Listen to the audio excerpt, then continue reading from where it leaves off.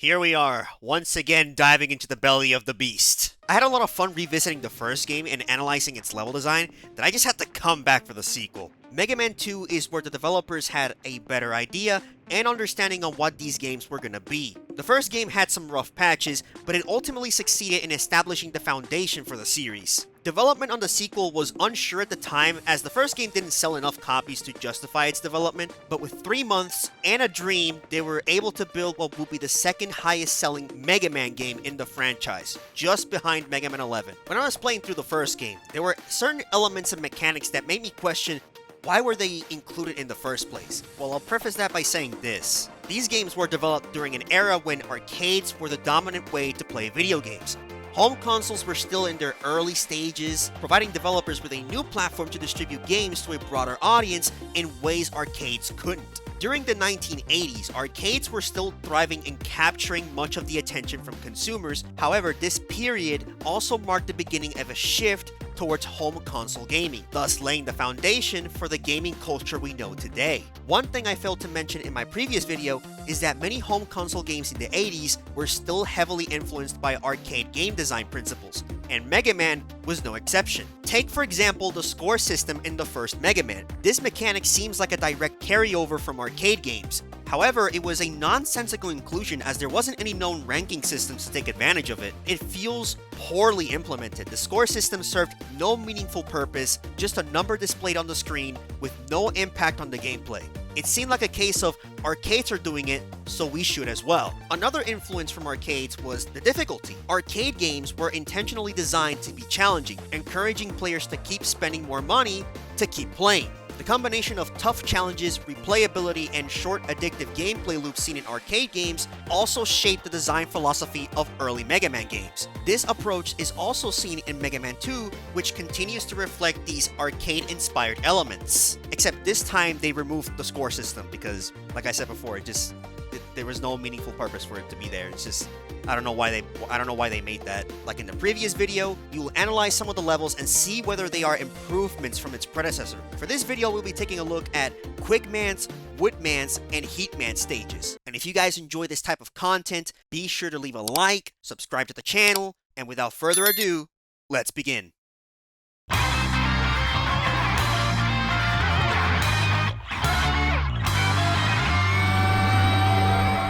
I was very surprised with how different this level was compared to the rest. The veterans know what I'm talking about, but we'll get to it in just a bit. You start the level in an empty room with only a 1-up placed high up on a platform in the upper left. Now this area is normally inaccessible, however, not if you have one of the items, which give the player the power to create platforms to reach certain areas that are usually challenging or are just required to progress through a level. This was most likely done as a way to track the player's progress, rewarding them for having one of the items, or bring awareness about their tools. It can also be taken as a hint for the level's difficulty. We fall down the hole to a simple room where we find 2 squirms.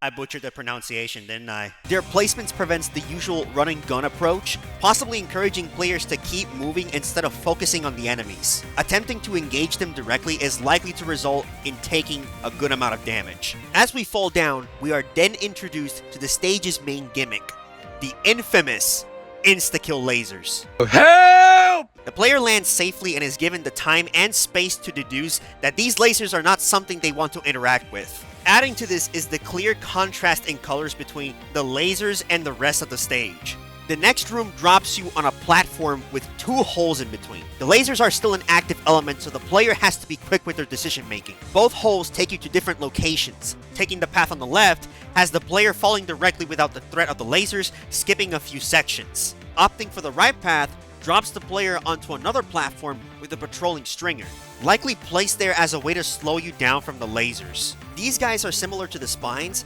only that regular buster shots do nothing and they stop for a few seconds when they land an attack.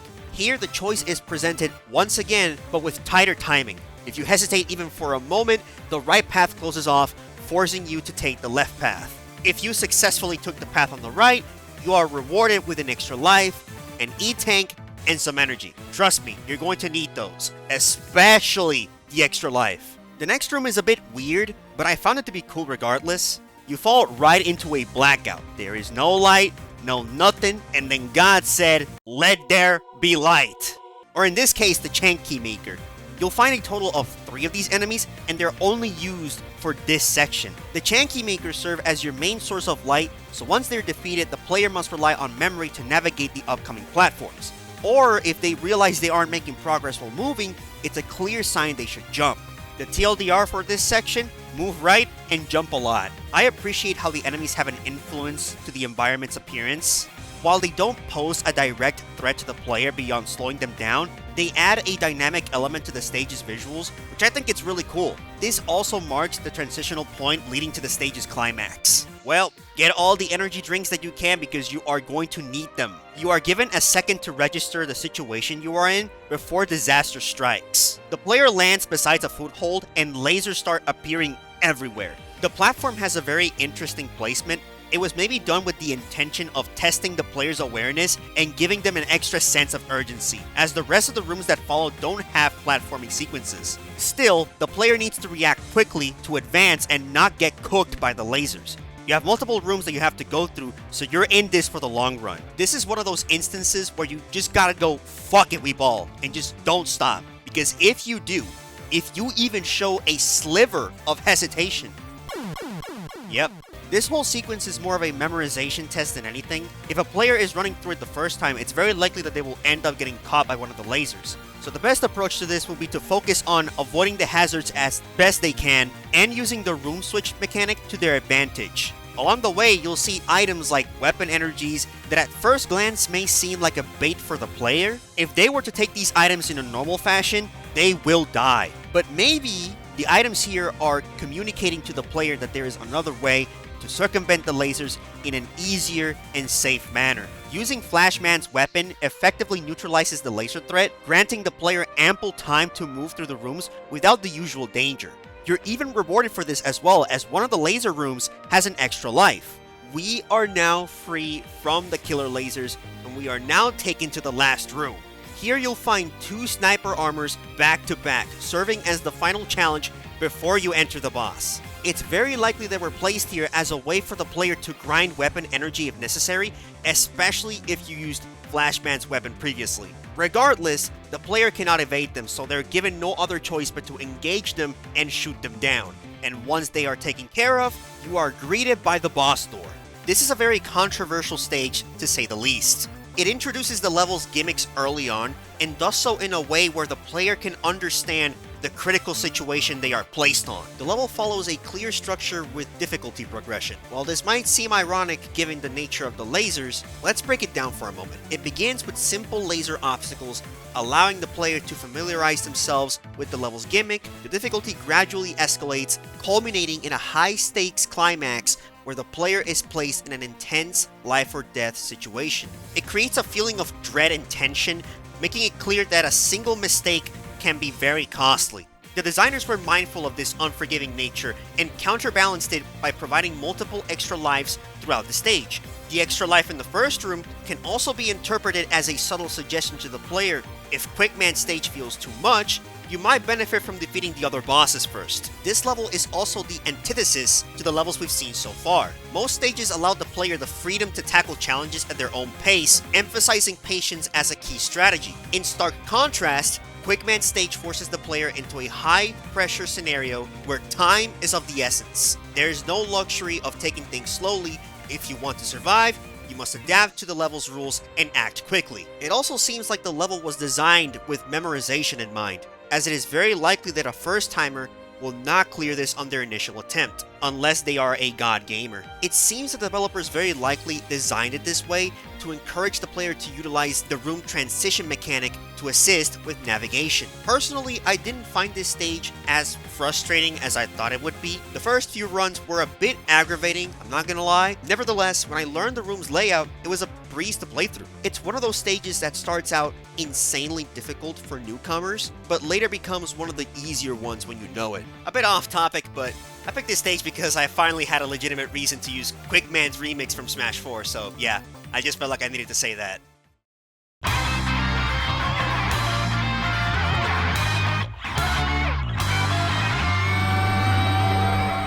Woodman stage is a pretty normal stage all things considered. It doesn't have any major gimmicks, making it a good stage to start your playthrough. You start the level in an open area in the forest. And I gotta say, the pixel art looks really good for its time. The level opens up with some bat-like enemies called battens.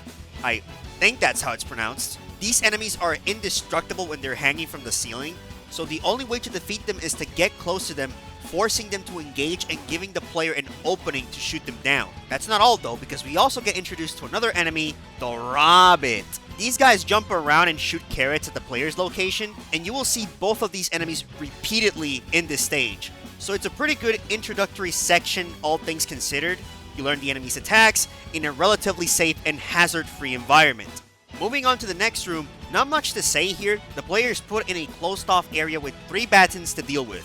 If you don't have item 1 or 3, you no longer have access to the upper ladder. The battens can be easily taken care of, and if you're lucky, you might be able to get some weapon energy out of them. It seems like this room was made to be a transitional point for the next hurdle. And speaking of hurdles, it's here where we get to see a first look at an actual mini-boss in a Mega Man game. These guys are Frienders, and they are already an improvement over the big guys from the first game. It only has 1 attack, and its pattern is very predictable, shooting a line of fireballs in a curved angle.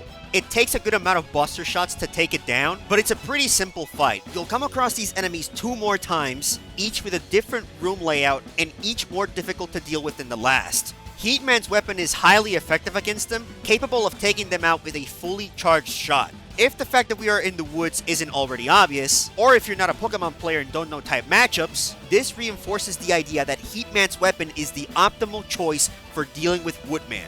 After dealing with the Frienders, you take the ladder up to the next room and find 2 battens hanging from the ceiling in a small and uneventful room. Like we've seen before, this room is used to give the player a chance to breathe and grind for items after the ordeal they had to overcome. Next area has us above the trees, and the player encounters a new enemy. Damn, this stage has introduced a lot of new enemies, but I ain't complaining. Now what happens when you combine the words monkey and king? You get this guy, the Monking. Oh, these are pretty cool bananas. This enemy is pretty annoying at first, but when you understand how his attacks work, it's pretty simple dealing with him. They start out by hanging on the platform. Once you get close, they throw themselves at you for an attack, making themselves vulnerable. The Monkings have similarities with the Battens in terms of attack logic. However, they have their differences in their attack patterns. While both enemies possess similar properties, the differences in their attack behaviors require the player to adjust their approach. Battens move slowly, allowing the player some freedom to navigate the stage, of course as long as the batten doesn't block their path. The problem with the battens, which isn't really much of a problem, is their invulnerability at a distance, which is overcome when Mega Man gets close, making them active and vulnerable. Sound familiar? Similarly, Monkings also become active when Mega Man gets near them, but they differ by directly blocking the player's path. This parallel introduces a familiar problem, but you have less space and you require a more immediate and precise response to even have a chance to avoid their attacks. These parallels emphasize a shared core mechanic of proximity-based vulnerability while presenting unique situational challenges. The player must adjust their approach to reach the same solution. So now, the player is forced to think about different strategies to overcome this challenge, unlike the Battens, which don't demand much thought or strategy to handle. There are different ways to approach the Monkings. You can either get close and bait their attack, but it requires a lot of precision and really good timing to not get hit. Or you can just be at a safe distance and just wait for them to launch an attack. Or if you have it in your arsenal, the Metal Blade completely shreds these enemies. There are multiple ways to get around these guys, and it's up to the player to decide how they want to deal with them, which I really like. These enemies don't appear in later stages, but their inclusion here keeps things thematically consistent with the Woodman motif. Despite their unique attack style, it's simple enough for the player to understand and develop a countermeasure quickly. Still though, we're not done because the stage also brings another foe into the fray. And this enemy is called, I'm not making this up, the PP. Hey yo! Pause, dude. I'm sorry, I have a very juvenile sense of humor. These guys fly pretty fast, and they carry an egg-like capsule that, when dropped, becomes a tactical nuke. Tactical nuke incoming! Just kidding. They release mini versions of these birds, and they can disrupt the player's flow really quickly.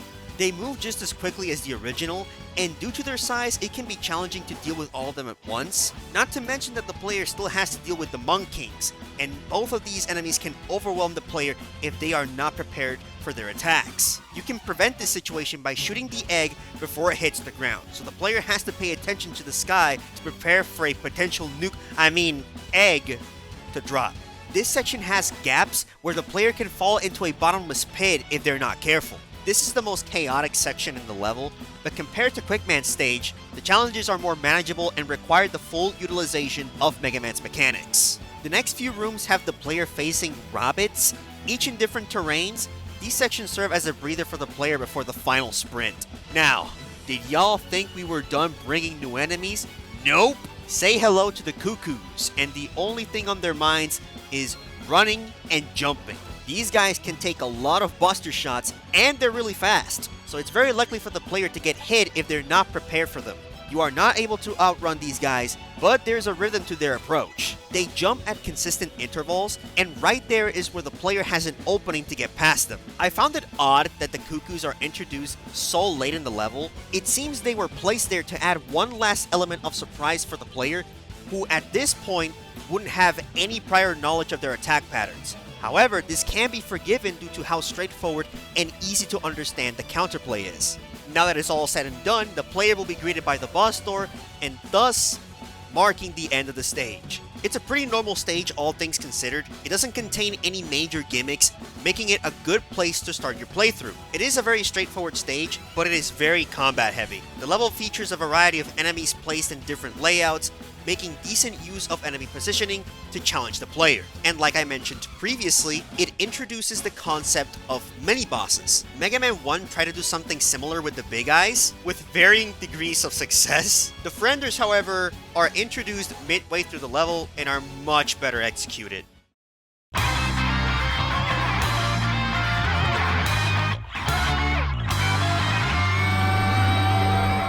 The stage appears to be set in a cavern with brick-patterned walls and background, and what seems to be lava flowing along the ground. It gives the player some space to get accustomed to the movement and mechanics. We see a wall on the left, making it abundantly clear that progression is only possible by moving to the right. Once we start moving, we come across a big hole and some threatening-looking enemies coming from the ceiling. These enemies are called Flyboys, and these guys are really simple to deal with. They levitate in the air, signifying that it's getting ready to attack. It's at this point the player has to act fast and shoot it down, otherwise it will lunge itself at you really quickly. The holes in the ground introduce insta-kill elements, and what's clever about this layout is that it also demonstrates how Flyboy's attacks can travel over these gaps. Unlike in Mega Man 1, if you take damage from enemies and fall into lava or spikes, the invincibility frames can save you from instant death, giving you enough time to recover to safety. I'm not sure if this layout was designed to subtly inform players of this change,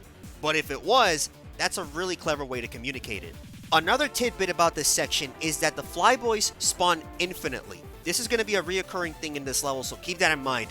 Depending on the situation, you want to take advantage of their levitation to get past them or just have good timing and run and gun them. Either works. Overall, it does a good job teaching how its attack works, giving the player a sense for the timings and even showing the changes they made with the invulnerable frames. Moving on to the next section, we come across some high platforms and see new enemies floating around. These enemies are called Tellies. It's here that we see the level using its environment to communicate to the player where these enemies can spawn, unlike most enemies where you come across them arbitrarily. It's also here where enemy placement becomes very prevalent. Remember what we talked about in the previous analysis video? The spawn points are intentionally placed in spots where it can be awkward for the player to navigate, but with good patience and timing, you can navigate these platforms fairly easily, unless you make a mistake and fall in the lava. It gradually becomes more treacherous as you keep moving, with a bottomless pit ending the section. But at this point, the telly stops spawning, making platforming a lot smoother. It's surprisingly a pretty extensive section, and it's not going to be the last time we see something like this in this level. Here the player gets to take a little break from the chaos of the previous section. However, it's not all good as you come across two springers patrolling their respective areas. If you do not have the weapons necessary to deal with them, the player requires good timing and precision in their jumps to navigate the platforms and progress. In the case that the player does have the weapon needed, like the Leaf Shield or the Bubble Man weapon, you can easily destroy these guys and give yourselves more leeway in your platforming. A decent way to teach players about the rock, paper, scissors mechanic we see often in these games. Taking down the stairs, we see... Oh lord, no. No, no, no, no, no, no, no. Why, Capcom? Why? Why would you do this, man? It wasn't enough that we had to go through this in the first game. They just had to bring this gimmick back, huh? Well, not much to do but to go up. If you played the first game, then you should be familiar with how these vanishing blocks work. This room is mostly a copy-paste of the vanishing blocks in Iceman stage, literally almost the same. They took that room, changed some of the blocks placements, changed the enemy appearance, and called it a day. To be fair, this game was developed in 3 months, so I'm willing to forgive them for this blunder. If you're not familiar with the vanishing blocks, congratulations, you're not mentally scarred. The vanishing blocks disappear after a set amount of time, leaving the player without a foothold.